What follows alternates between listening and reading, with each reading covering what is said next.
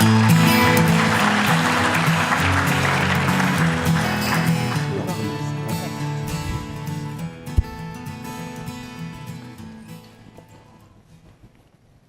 Well, first, Laurie, that was tremendous. Your vision has inspired all of us for the last 8 years, and just extraordinary the path that you put us on for the future. So thank you for that. So for this panel, I could spend the next 40 minutes telling you the biographies of these esteemed colleagues, but I'll refrain from that since you have it in your books. But I'll just ask the panelists to just give your name and your current title at Dana-Farber. So Craig? I'm Craig Bunnell. I'm the Chief Medical Officer.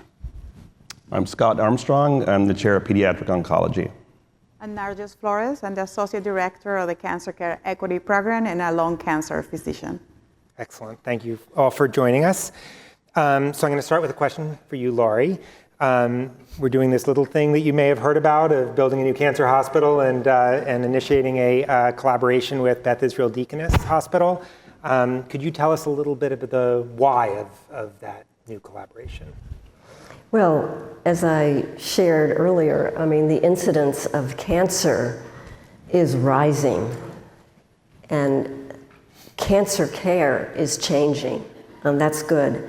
So this new collaboration that we are working on is one of the ways that Dana-Farber is evolving to meet the moment and need. We are looking towards the future. We're thinking about the future, and we're acting now.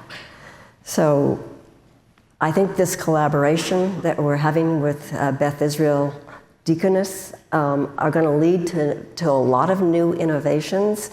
It's an opportunity for a model that will best support Dana-Farber's amazing discoveries. So we'll be able to go faster and deliver better and reach more patients. Now, the heart of why we're doing this, it's patients. You know, it's all about patients. A dedicated inpatient hospital is absolutely vital to provide the environment, the best environment for our patients. Our patients need it and they deserve it. And it's well known, it has been published, that dedicated cancer centers, hospitals, increase the outcome and survival of patients with cancer. So, you know, in a cancer-focused facility by doctors and nurses and other professionals, all we do is cancer. So that's why we need it. Thank you, Laurie. Next question is for Craig, is a question that I get asked all the time, and every time I do, I try to channel Craig because you give the best answer to it. But could you tell us a little bit about why this new proposed cancer hospital will improve cancer care? Sure. So I think, as you know, Laurie's point about there being a singular focus on cancer, I think is really critical. And as Laurie said, you know, the data clearly have shown that people with cancer who are treated at a dedicated cancer hospital have better outcomes compared to those who are treated at general hospitals, including academic medical centers, including NCI comprehensive cancer centers. And by outcomes, we mean survival, but not just survival. There are decreased rates of sepsis, there's decreased rates of kidney failure, there's decreased rates of pulmonary failure, of UTIs. You know, the list goes on. And it sort of makes sense, right? The more you do of something, the better you are at it. So if all of your medical teams, all of your doctors are dedicated to taking care of cancer patients, if all of your investments are around developing treatments for cancer, if all of your research is cancer, if all of your nurses are oncology-trained nurses, something that doesn't exist in any hospital in New England at this time, you're familiar with the diseases, you're familiar with the treatments, with the side effects of both the diseases and treatments, and you can recognize things earlier and intervene before patients have complications. And And we've demonstrated this, this truism many, many times. One, illustrative example is, our acute care clinic. So if you are a person with cancer and you have a problem and you show up in an emergency room, there's an 80% chance that you're going to be admitted to the hospital after your many hours or days in the emergency room. And when we looked at this, at the patients in the emergency room, our patients who went to the emergency room, we said, we think that we can do better than that. And so, actually with Laurie's support, we actually created an acute care clinic staffed by oncology-trained nurse practitioners and physician assistants and backed up by oncologists. And we not only reduced the number of patients going to the emergency room, but rather than 80% of those patients who were seen being admitted to the hospital, 80% of those patients were able to be treated and sent home. So we improved patient experience, we improved patient outcomes, and we decreased the cost of care. And it's repeated over and over again. We've done the same thing with cellular therapies, with taking high-intensity, complicated therapies and moving those for many patients into the ambulatory environment so that patients can receive the care that they need at home with their families and still have better outcomes than at other institutions. That's great, and that was referred to by Jacqueline Garcia's talk about Exactly. the patient who got a transplant at home. Laurie, we know that outside of New England and cancer centers around the country, cancer centers are building hospitals that are dedicated solely to cancer. What have we learned about that model that could be useful for us? Well, when you look at the rankings, for example, Dana-Farber is usually number 4, and in New England, it's been number 1 for, 25 years. And if you look at, there are 11 dedicated cancer centers, and we're one of those. Most of them have built cancer-dedicated hospitals. Number 1 is usually MD Anderson. The second one is Memorial Sloan Kettering. And then comes Dana-Farber. So we, and other dedicated cancer centers are building more buildings. And that's true of MDA and Memorial. They are building more because the increase in cancer patients is alarming, whether you're old or whether you're young. We are looking for 300 beds for our new cancer hospital. And, at the beginning, there were some questions, do we really need 250 or 300? And now everybody's saying, you're going to be, the minute this hospital opens up, you're going to have 300 patients right there. And to your point, Craig, 20 of those beds will be investigators, basically. We can look at them within 20 hours, and most of them will probably go home. They don't need to be inpatient, and they shouldn't be inpatient. So we're on the right track. That's great.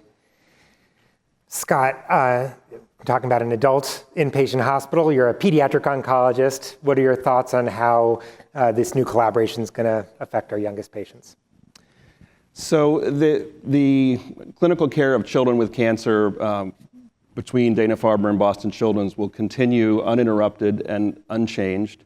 As many of you may know, taking care of sick children with cancer requires different types of unique expertise, and we think we do have a unique gem in the way that our joint program is organized, where you take care of children within the walls of both one of the best pediatric hospitals in the world and a standalone cancer center. That actually is a unique combination. And it allows us to take advantage of the expertise in both of those sets, within the sets of both of those walls. And I get excited when I hear Craig talk about the types of research and changes that might be able to take place in the care delivery on the medical oncology side of things, because we should be able to and expect to and plan to take advantage of that learning in the care of children with cancer as well. I do think there are also unique opportunities. Many of you may know that adolescents and young adults tend to get types of cancers that are either different or either by their genetics or the types of cancer than young children or older adults. And Ben, myself, and others have been working to try to bring the medical oncologists and pediatric oncologists together around those questions, both in the care and the research. And I do think that the building of this hospital will hopefully allow opportunities to expand those types of thoughts and interactions, expand the collaboration with children's around that as well. So I do think there will be continued unique opportunities because of the relationship we have with children's and the new cancer hospital. Excellent, I agree. I'm hoping that on October 1st, when I take over, Laurie's going to give me a magic wand and a new hospital is going to appear. But just in case that doesn't work, yes. In case that doesn't work, we'd love to have a hospital tomorrow. Craig, what do you think the timeline is for getting this hospital built, and what are the steps that we need to go to get there? Well, we are where we hoped we would be with respect to the regulatory process a year ago when we announced the plans for the new hospital and our collaboration with the BI Deaconess.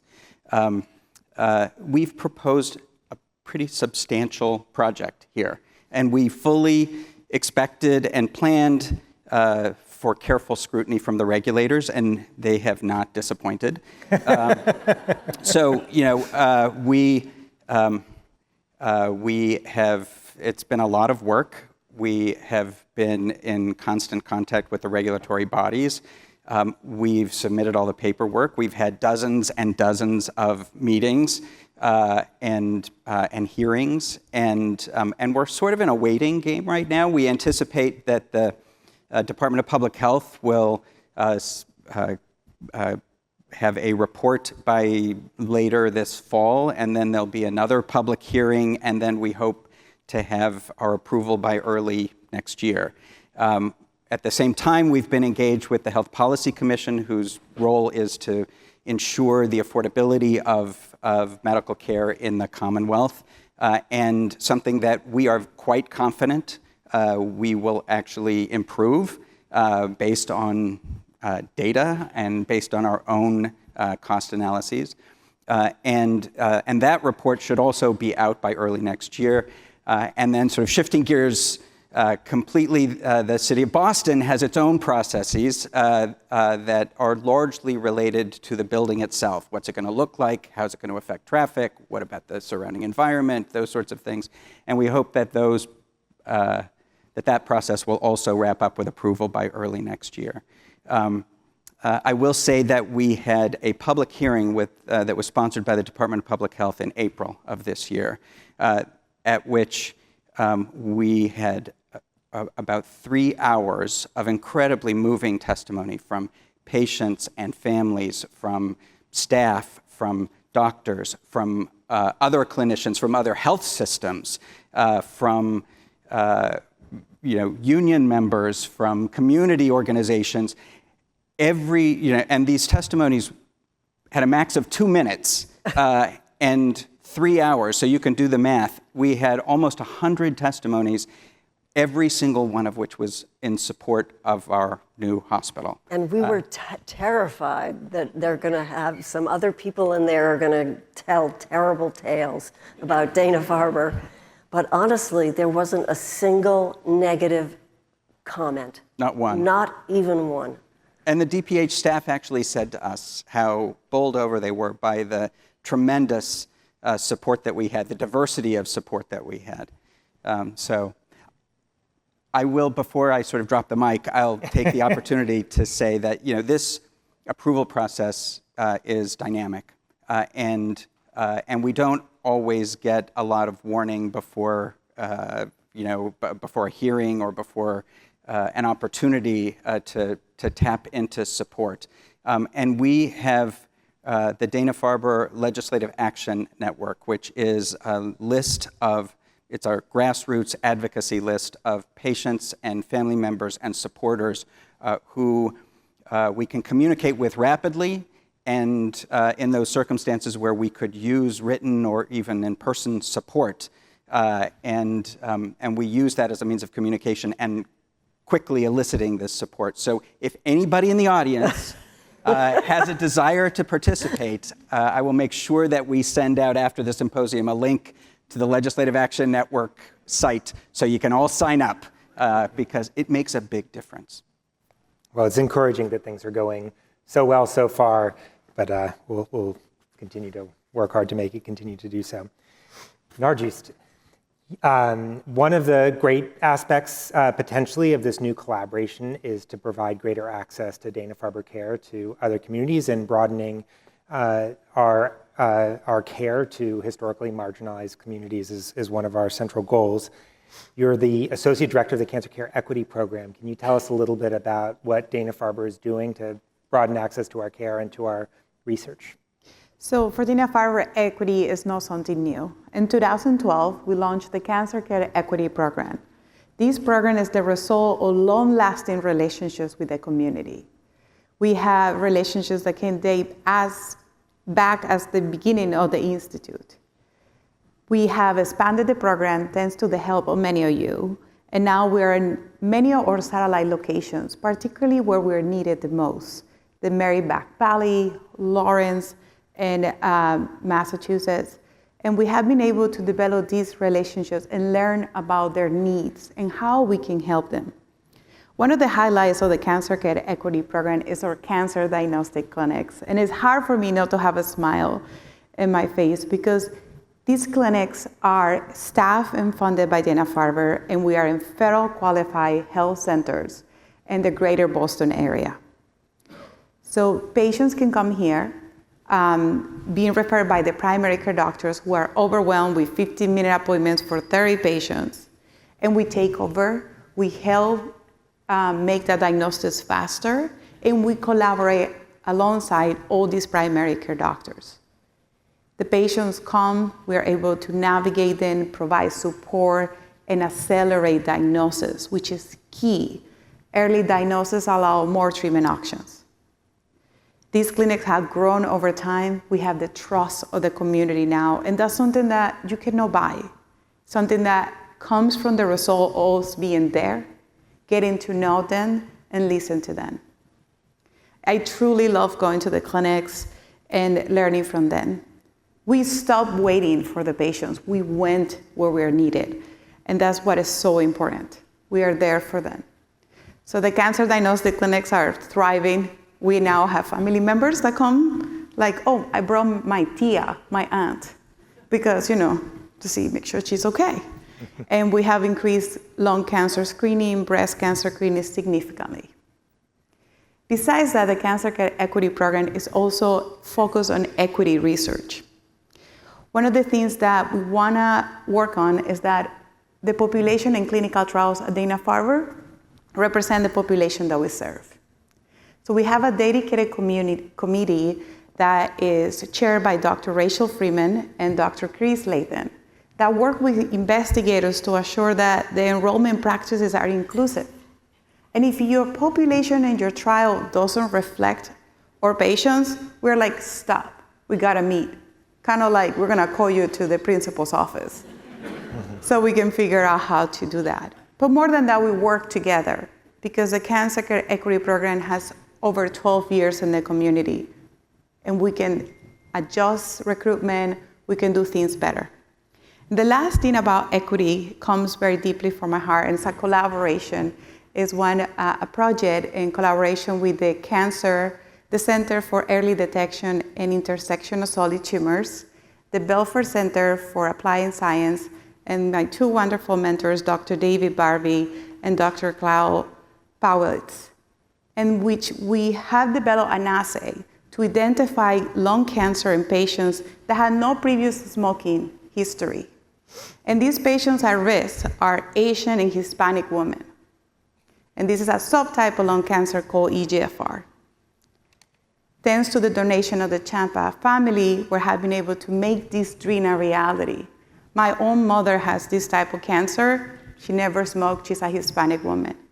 We are approved by the IRB, pending a little bit of editing and some things. And we're planning to recruit 1,000 patients in 8 different sites in the Boston greater area to allow early diagnosis of lung cancer in patients that don't qualify for lung cancer screening like my mom. And that's equity. Equity is adapting research to where we are needed. And these relationships are coming. We're going to recruit in nail salons, beauty salons, churches, wherever they are, we're going to be there. That's amazing work. Thank you. A follow-on question. Having a diverse workforce is associated with having a diverse patient population. Can you talk to what's happening at Dana-Farber to diversify our workforce? Well, first and foremost, this humble Latina wouldn't be here if Dana-Farber wasn't committed to diversity in the workforce. And I don't have a great suit. I have the Latino suit in burgundy. And it's important because I have felt encouraged to be my true self. And that has allowed us to develop a workforce that, again, represents the population we serve: researchers, physicians, and staff. And something that we have to mention is the CURE program. The CURE program is a program that's tailored to train the next generation of researchers and staff members. And they have been around the block. They were founded in 2002, and they have 750 alumni of all backgrounds. They have 2 different types of programs, and many of us have these students in our labs. The short program, highly competitive, 8 to 12 weeks in the lab during the summer, and these students have a stipend. I wish this program was around when I was younger. And they're able to have hands-on basic science, clinical science, nursing, or population science experience. And this helped them propel to a career in science. Another more extensive program is around 2.5 years of training. What is important is that many of these alumni are now part of Dana-Farber staff, and we can see them growing within the institute and bringing. We have one student, and then the next year we had the sibling of that student. 68% of these students over the last 22 years completed a 4-year college degree, of which 86% were health science, and over 682 publications.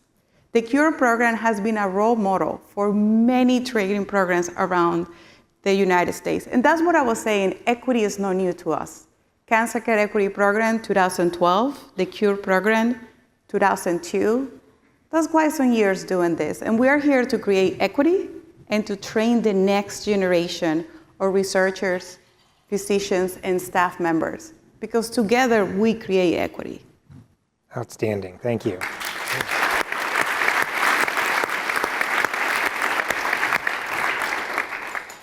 So Scott, the new patient hospital has the potential to bring our research discoveries to the bedside, which is a segue to our research agenda, and specifically Dana-Farber's leader in drug discovery and bringing new cancer therapeutics to patients. What would you say is special, unique about Dana-Farber's approach to drug discovery, and how has the Dana-Farber campaign enabled some of those efforts? Thanks, Ben. I actually didn't know the example of tovorafenib, which is what you heard this morning, or earlier today on the video from AJ Janauer and Mimi Bandopattai. But I think I'll go into the details of that discovery as an example of the uniqueness of the research environment at Dana-Farber. I truly believe it's possible that that drug would have never gotten to patients, and I'll tell you why I say it like that in a minute, if it didn't happen within the context of these walls. So that effort truly was initiated by AJ and Mark Kieran, then the director of our Pediatric Neuro-Oncology program, coming together and saying there's really nothing being done to think about this disease that is very common in children. And Mark and AJ went to Chuck Stiles, who then was the chair of our cancer biology program, world-renowned scientist in the study of neural development, brain development, and signaling in the brain, and said, what can we do about it? How can we think about this? And Chuck, knowing a lot about the field and the fact that it had recently been discovered that some of the mutations in that low-grade glioma, that discovery actually here, were in a protein called BRAF, that molecules or drugs were being developed for mutant melanoma that have BRAF mutations, but these types of BRAF mutations were different. And it was already clear that the drugs being developed for melanoma were unlikely to work in the children.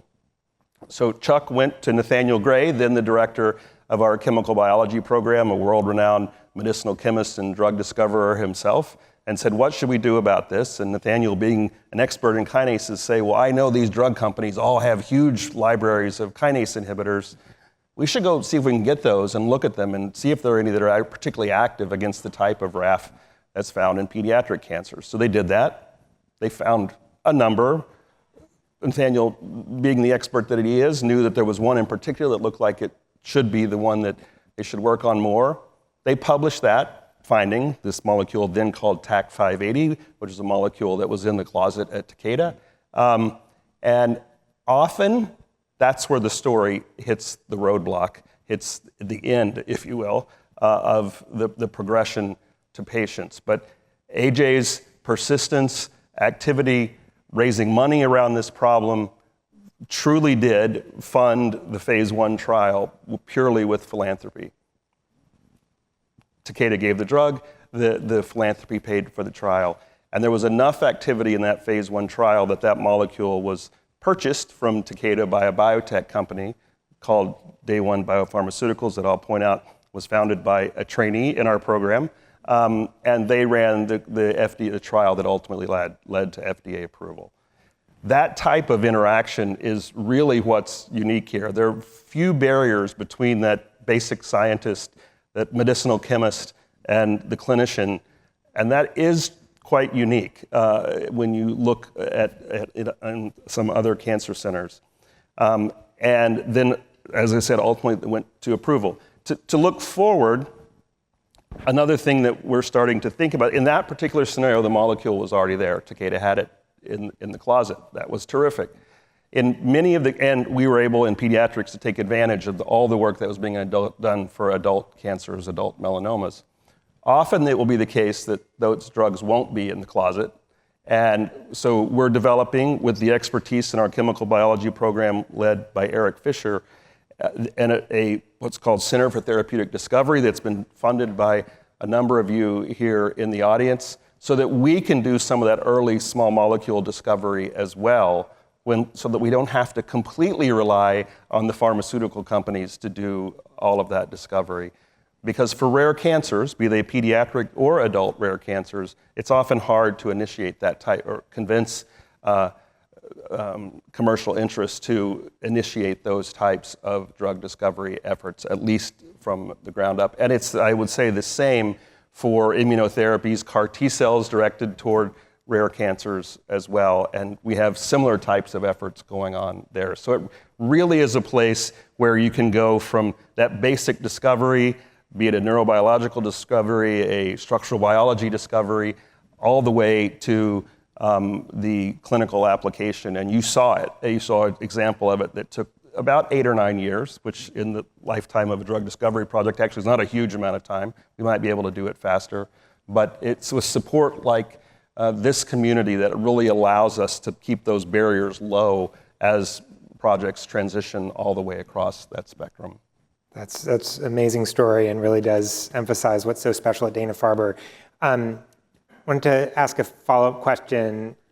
You alluded to some of the financial considerations, both with what's happening in the drug companies and what's needed here. Can you talk, as you develop this therapeutics initiative, about the potential for these discoveries to lead to an added revenue stream to the Dana-Farber, and how philanthropy plays a critical role in that process? Yeah, so certainly philanthropy plays a critical role in really initiating the ability to do this. And of course, if you look forward, at some point you have to have other types of funding and streams of funding that will support the process going forward. First of all, our chemical biology program in and of itself has already generated a number of small molecules, drugs, and therapeutic approaches that have been commercialized and led to financial streams coming into the institution. But we do think with the ability and the expertise that exists in the institution, we have an opportunity to discover either molecules or in other efforts, potential immunotherapeutics that can be commercialized and those that would then lead to streams for Dana-Farber.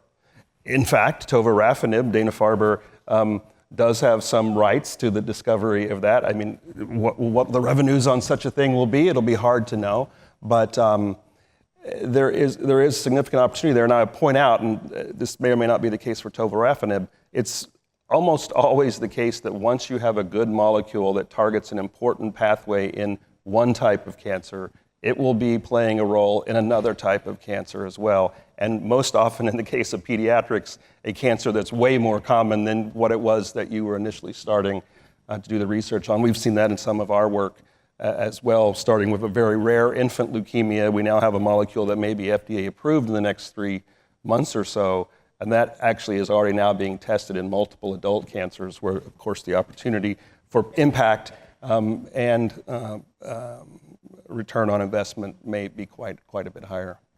Well, if you can hurry up and do that before we have to pay the bills on a new hospital, that would be great.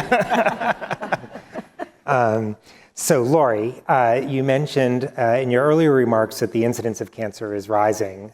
2 million people in the United States will be diagnosed with cancer this year.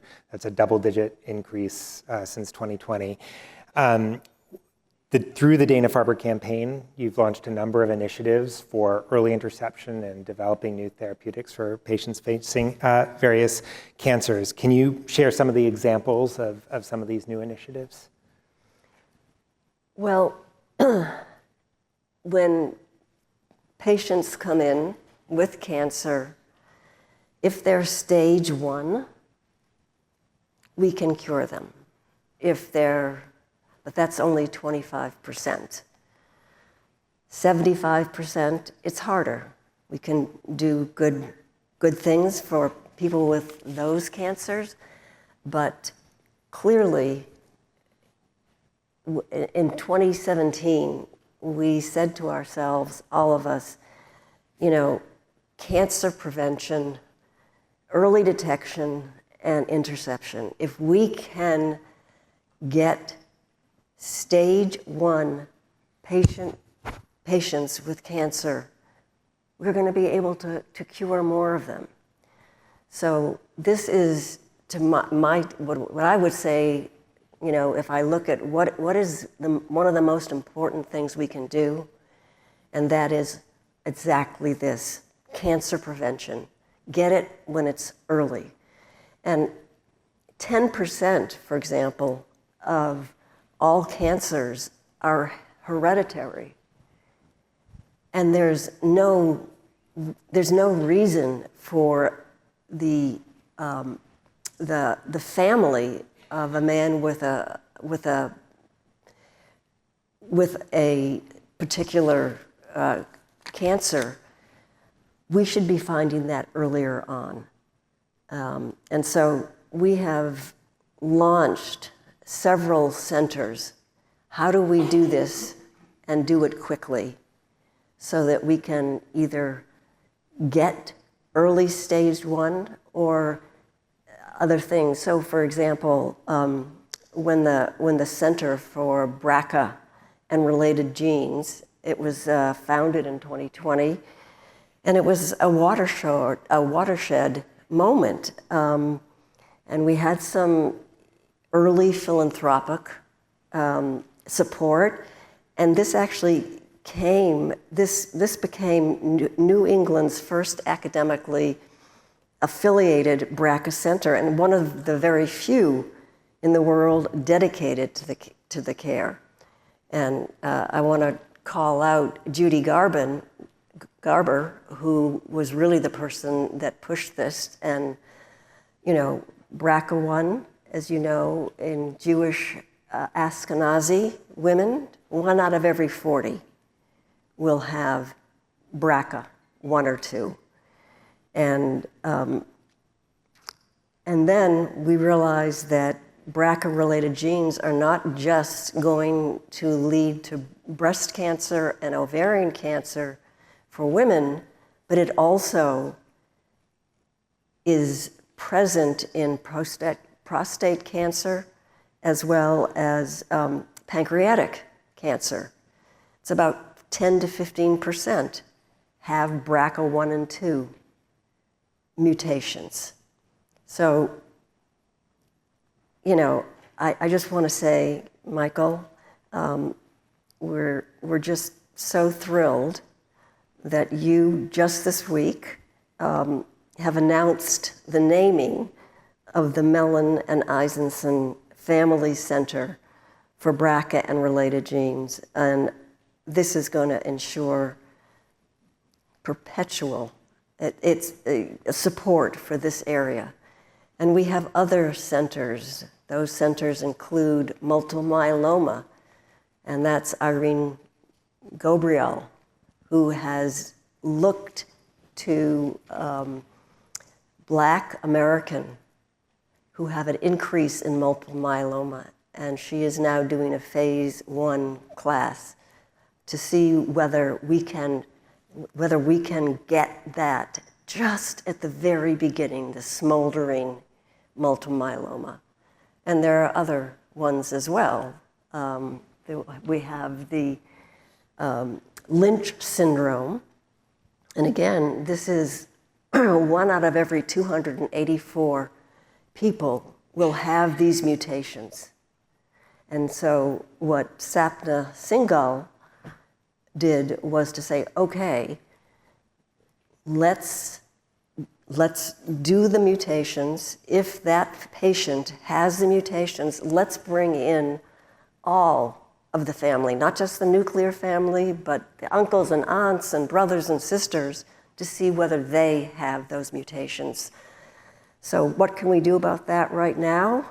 Well, we can do a lot more colonoscopy. And look, nobody likes to have colonoscopy every 6 months, but it's a hell of a lot better to wake up and have metastatic colorectal cancer or uterine cancer or pancreatic cancer. So this is really one of the most important priorities that we have at Dana-Farber. And I think this is the future. Thank you, Laurie. And it has been really spectacular to see this go from just an idea of having centers for early detection and interception to actual clinics that are operational schedulers, new patient coordinators, nurses and physicians for many different diseases who are working on developing and testing new modes of early detection, really novel technologies, as well as actually running clinical trials in patients to prevent cancer. So it's been really illustrated the dedication of the institution to stand up these clinics and make them a reality. I have one more question going for every one of the panelists. The title of this symposium is a patient-first approach to the future of cancer care.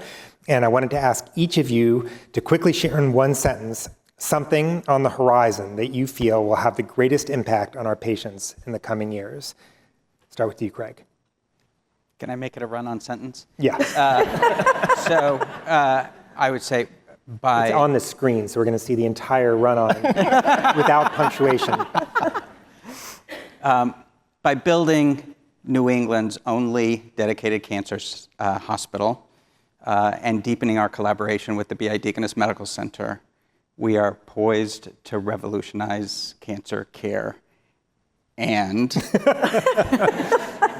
ensure that all of our patients receive the most cutting-edge, effective, expert, compassionate care, and at the same time benefit from are groundbreaking research that will change the future of cancer care everywhere.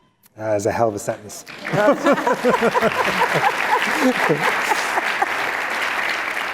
Top that, Scott.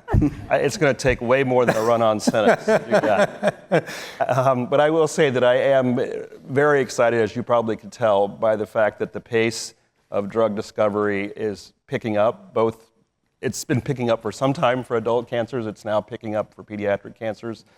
It looks like there are going to be 2 new drugs approved by the FDA this year for the treatment of children with different types of cancer, both of which grew right out of the labs here at Dana-Farber.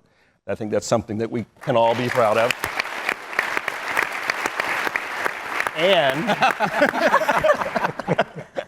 to follow up on Laurie's point, I feel like I have to point this out, we're starting to learn that genetic predisposition is an important part of pediatric cancer development as well. And while that's complicated, it gives us an opportunity to think about early detection and intervention, even in children, which 10 years ago would have been an almost crazy idea. So I think there's a lot of opportunity there as well. Thank you.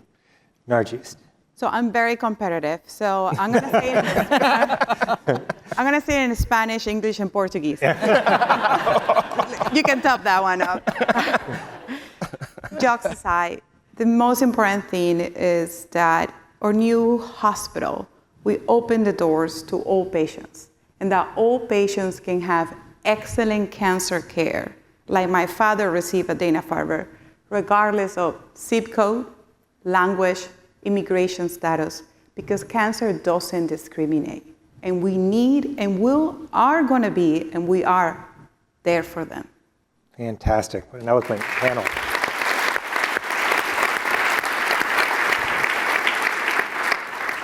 Laurie, as our fearless leader, you get the last word. I'm going to be very brief, I promise. Cancer prevention, early detection, and interception. I think this is top of the mountain, but I would also say we are working hard, thanks to Eliezer, on cancer AI, because that is also the future of cancer. Outstanding. So we now have some time for some questions from the audience. There'll be some microphones going around. So got a question here. Why has there been such a dramatic increase in cancer? The numbers you're showing are spectacular. Yeah. I always thought cures are increasing, and I always thought that everything in terms of treatment was increasing, but I'm startled to see the increase in the number of cancers in all populations. So are we. I should note, the incidence of cancer is going up. Actually, the mortality is going down, which is a great thing. So a sign that our therapies are actually bending that curve. Greg, you want to try to take it? Oh, I was going to defer to others. I think there are a variety of reasons, and not all of which we know. But the population's aging, and the biggest risk for cancer is living long enough to get it. And so I think that's really a major factor there. I am quite confident that there are many other factors, but I'll defer those to my colleagues up here. So, what is even more alarming, I mean, if you can make it to 80 and then you get cancer, you've had a long life, okay? But what we're seeing are these 20-year-olds, 30-year-olds, young men and women who are coming in. They've done it all right. They diet, they exercise, everything is fine. And they come in and they have metastatic colorectal cancer. And that just is, I think we don't yet know why this is happening. Is it the environment? It could be. Can it be all that plastic that's in the water? Is it obesity? Is it, all those things? And we have to really focus on figuring out, why is this happening? Why is this happening? Agreed. Narjust, do you want to? One of the things is that as treatments are getting better, now we have a large number of survivors. more and more survivors every day. Unfortunately, all treatments come with a price. So chemotherapy is associated with secondary leukemias. We have radiation. So as a lung cancer specialist, I see a large number of women that have breast cancer, that have radiation, and unfortunately now they have a lung cancer. So we're getting so good at treating certain diseases that now we're having other cancers. Unfortunately, the second cancers tend to be more aggressive and challenging. So it's not only about treating now, but we also need to remember that all survivors are still at risk, and we need to be for them later when another cancer may happen. And that fits with a number of our initiatives. Ann Partridge here leads our survivorship program, which is a phenomenal both clinical and research program. And in addition to the genetic inherited risk of cancer that we talked about earlier, having a prior cancer is one of the biggest possible risk factors of having cancer. So good for early detection. Billy. I think anybody who supports Dana-Farber is going to be heartened by what we've heard. However, the numbers of the potential cancers you're talking about coming are staggering. Yeah. Look, we're all in philanthropy. Everybody wants to be part of this. But if you're telling me now, as my mind works, that for me to see Scott Armstrong, I'm one of 500 who wants to get in. In 10 years, I'm one of 5,000. Is the pipeline there? Is the government committed beyond Dana-Farber for all of the future patients? It sounds overwhelming. How do you see the vision for this country, this institute, the modeling? You suggest it's there in both Houston and New York City. How does this morph out to answer the need of the tens of thousands of new and quantitatively more people who are going to be dealing with the cancer diagnosis? That's a big question. If you could just say those words to the Department of Public Health, when we consider our determination of need, that would be very helpful. I was down Monday and Tuesday at the National Cancer Institution in Washington, D.C., and I don't think that this is going to be a very promising next few years. The funding is going down, et cetera. I mean, Dana-Farber faculty get more grants than any other cancer center in the United States. So we've got brilliant, absolutely brilliant, wonderful scientists who are doing their best. But it's very important to raise philanthropy. And that's what all of you have been doing for us. And we need to keep that going. Melanie Duval has done a fantastic job as our chief in philanthropy. And Melanie, you know, thank you for all that you have done.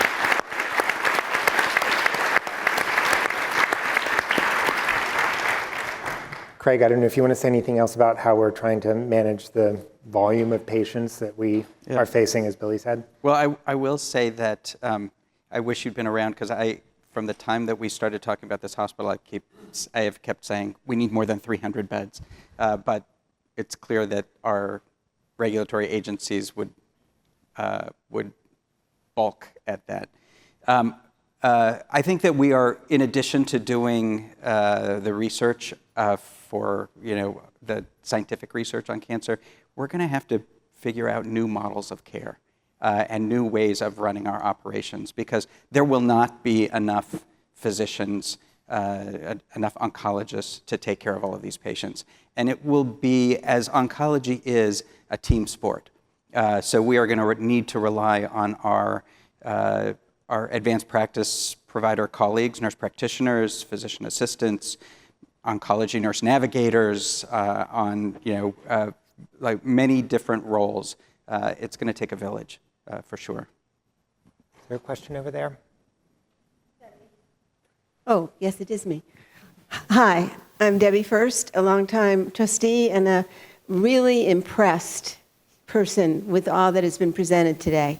I think we're very lucky to have the quality of presentations that we've had today. We're leaving with a lot of new information. I have one question about the future. We talk a lot about Beth Israel Deaconess, and I know you all are working very, very hard to make the bridge and to connect.